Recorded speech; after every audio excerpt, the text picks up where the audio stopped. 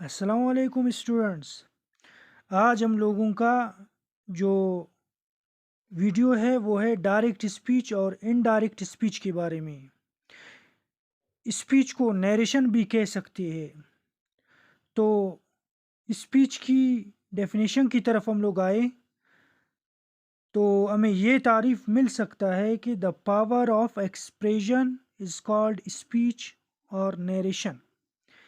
यानी एक्सप्रेस करने की जो पावर है, जब आप अपने आप को अजहार करते हो या अजहार करने की जो पावर है, ताकत है, इसे स्पीच कहते हैं, इसे नरेशन भी कहते हैं।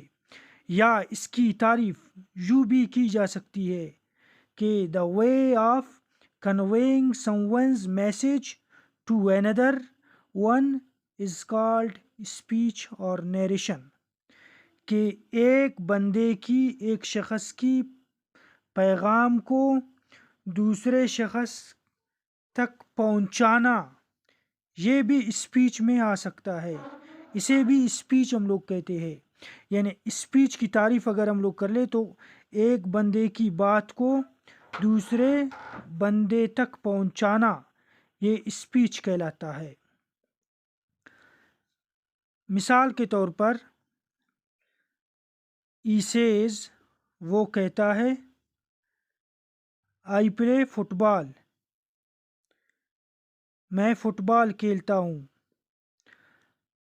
अब ये एक स्पीच है। अब मैं इसको किसी और यानी थर्ड पर्सन की तरफ इसकी पैगाम को पहुंचाता हूँ। मैं क्या कहता हूँ?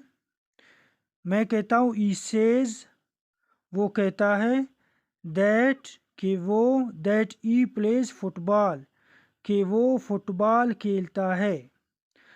अब he says that he plays football, वो कहता है कि वो फुटबॉल खेलता है। अब ये एक बंदे की मैसेज को दूसरे बंदे तक मैंने पहुंचाया। अब ये क्या हो गया? ये स्पीच है, ये नरेशन है।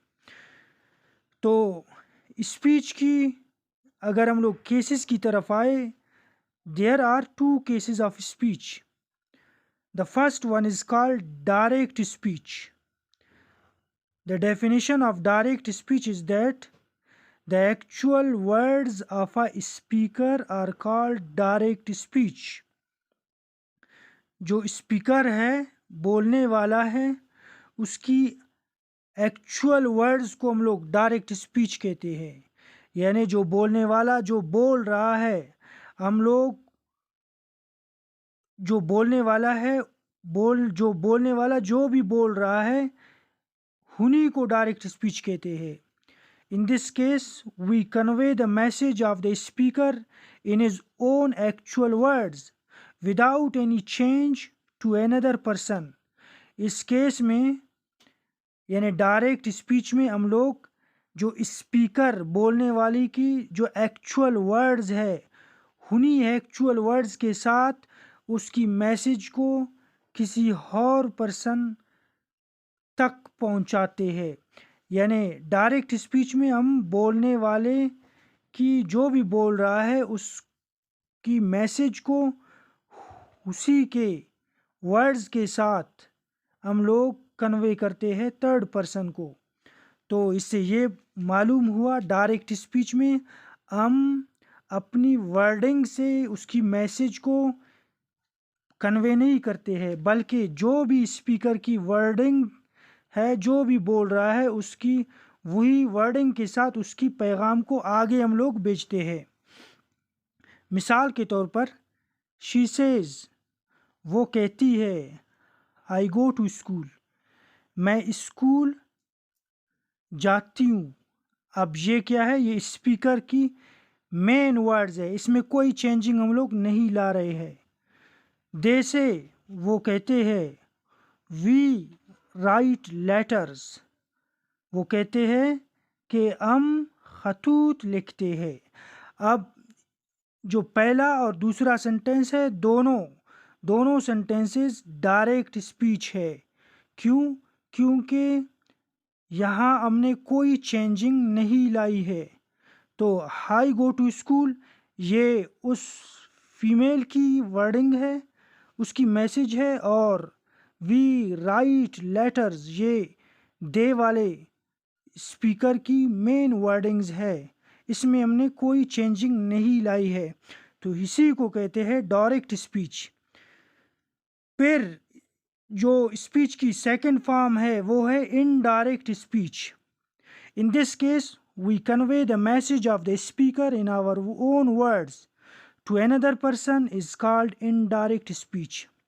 Indirect speech में हम बोलने वाले की जो पैगाम है उसको दूसरे पर्सन जो सेकंड पर्सन है उस तक कन्वे करते हैं, लेकिन अपने वर्ड्स के साथ। जो बोलने वाला है उसकी मैसेज को हम अपनी वर्डिंग्स के साथ, अपने वर्डिंग्स के ज़रिए हम थर्ड पर्सन को बोलने वाले की मैसेज पहुंचाते हैं। मिसाल के तौर पर शी सेज, अब पहली वाली जो डायरेक्ट स्पीच है उसमें उसने उस फीमेल ने कहा था she says I go to school. अब इस उसकी वर्डिंग्स को मैं अपने वर्ड्स के साथ कन्वे करता हूँ थर्ड पर्सन की तरफ।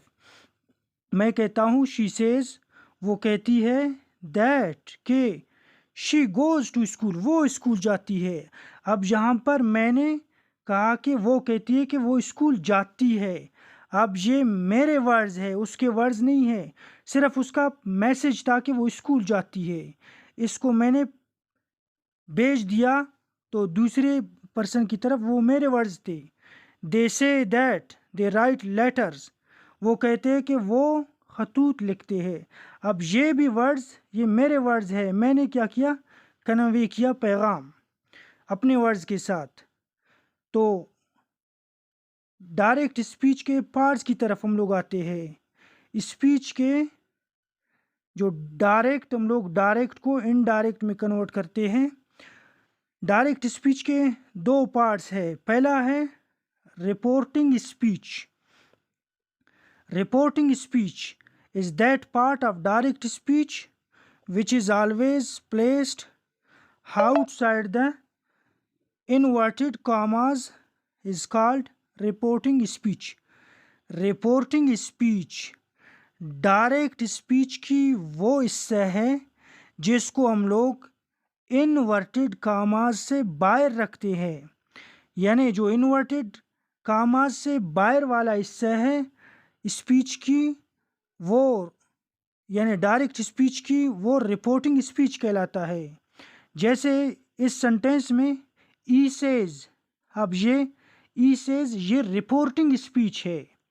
शी सैड ये रिपोर्टिंग स्पीच है, क्योंकि ये डायरेक्ट स्पीच के इन्वर्टेड कामाज से बाहर है। इन्वर्टेड कामाज कौन से वाले हैं?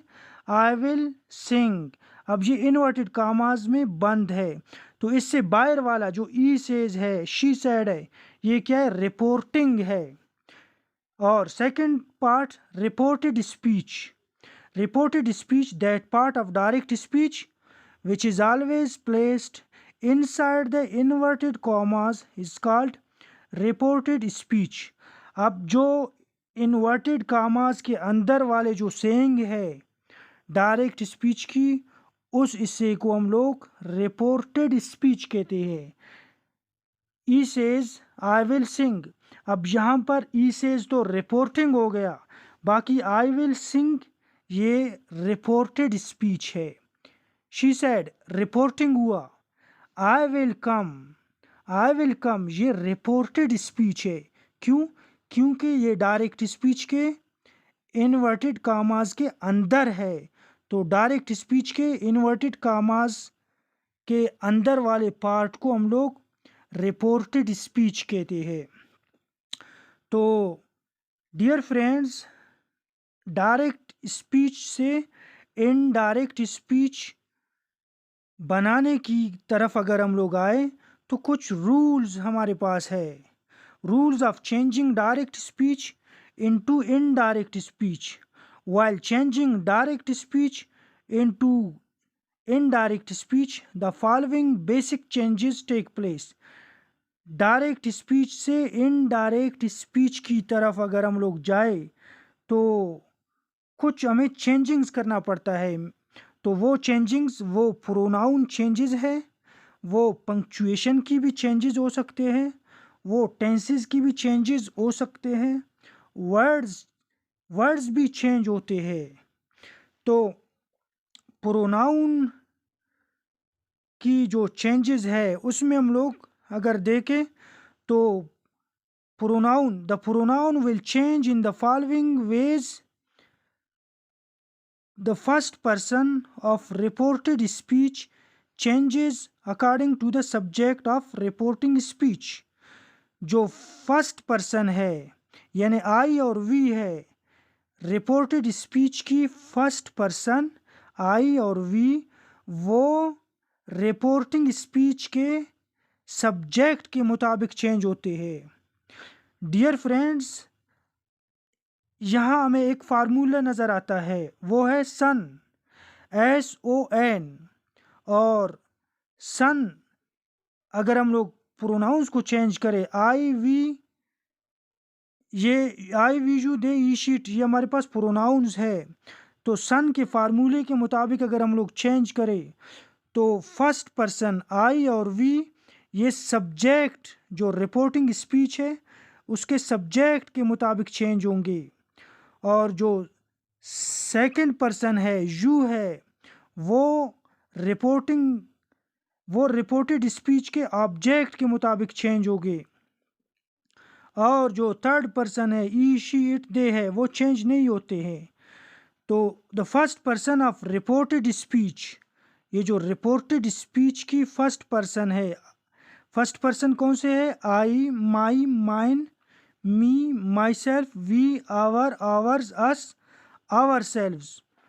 तो ये चेंज होते हैं रिपोर्टिंग स्पीच के सब्जेक्ट के मुताबिक। डियर स्टूडेंट्स, जैसे यहाँ पर ई सेज आई प्ले क्रिकेट, वो कहता है मैं क्रिकेट खेलता हूँ। अब यहाँ आई फर्स्ट पर्सन है तो ई के मुताबिक चेंज होगा। तो डियर स्टूडेंट्स, अब he says that he plays cricket, यहाँ आई ही के मुताबिक चेंज हुआ। शी सेज वो कहती है वी गो टू स्कूल, हम स्कूल जाते हैं। वी फर्स्ट पर्सन है तो वी शी के मुताबिक चेंज होगा। She says that they go to school, अब वी प्लूरल है तो हम लोग वी को शी के मुताबिक तो चेंज करेंगे, लेकिन वी प्लूरल है तो शी की बजाय हम लोग दे लगाएंगे। She says that they go to school. तो यहाँ हमें ये मालूम हुआ कि जो फर्स्ट पर्सन रिपोर्टेड स्पीच के है वो रिपोर्टिंग स्पीच के सब्जेक्ट के मुताबिक चेंज होते हैं। जैसे यहाँ आई और वी ये फर्स्ट पर्सन थे रिपोर्टेड स्पीच के, तो चेंज हुए रिपोर्टिंग स्पीच के सब्जेक्ट। रिपोर्टिंग स्पीच के सब्जेक्ट यहाँ एक तो ई था, दूसरा शी है, तो इसके मुताबिक चेंज हो गए। बाकी हम लोग इसके और रूल्स के साथ हम अपने नेक्स्ट वीडियो में आते हैं। तो फ़िलहाल स्टूडेंट्स, अल्लाह हाफिज़।